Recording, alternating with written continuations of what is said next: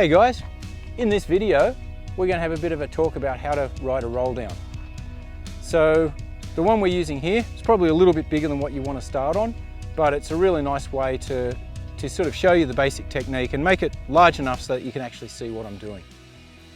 Now, one thing you can do if you're a bit worried about whether your bike's going to make it down is you can always wheel your bike down and make sure nothing's going to hit. Okay, this one's fairly abrupt, but the idea is to make it so that you can actually see what's going on. Really, when you're practicing this, try on something a little bit smaller. Now clearly the benefits of being able to roll down stuff is when you encounter a bit of a drop on the trail, you can keep your control and you can get down it. Now the common old school approach to this used to be talking about getting your weight back. Now the problem with doing that is if I move my weight back on the bike as I come off the edge, my arms are fairly straight, which means as soon as the front drops, it's going to pull me forward. And the only way to get around that is to move my weight further back. Now the position that puts me in is really, really unstable when I go off. So what we're going to do is we're actually going to do it with our weight forward. First, I'll give you a quick demo of what happens when you do it with your weight back, and you'll see why it really doesn't work super well. So I'm just going to roll in slowly, give myself a bit of room. As I roll in, I'm going to move my weight back, and you'll see what happens as I go off the drop. So rolling in, got my weight back, and that's quite sketchy. As you can see, when I go down the drop, the front drops away, pulls me forward. I have to drop my weight even lower to compensate for it, and it leaves me in a really unbalanced position when I get on the ground. So that's really not the way we want to be doing this. So let's go back up and have another look at it. So guys, the way we're actually going to do this is with our weight forward.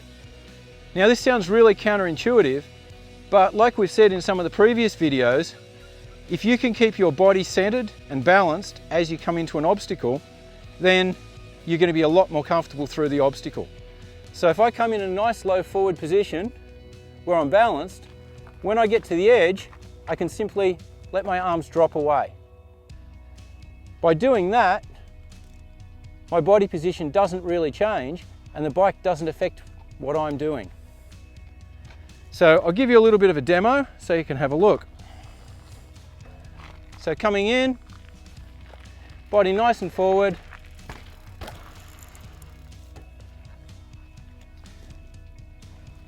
Now you can see in that demo, as I came over the edge, my body was nice and balanced in a forward ready position. The bike came down and I still maintained that position. So find yourself a small obstacle. I would recommend something about half that height to start with, just to get the feel for it.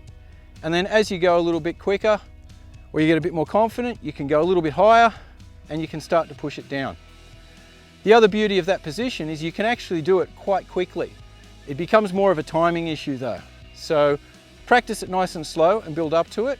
I'll give you a little bit of a demo of what it looks like when you do it a bit more quickly, and you'll see how smooth it actually becomes.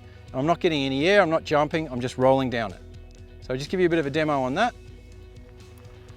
So coming in a little bit quicker, nice and forward and down.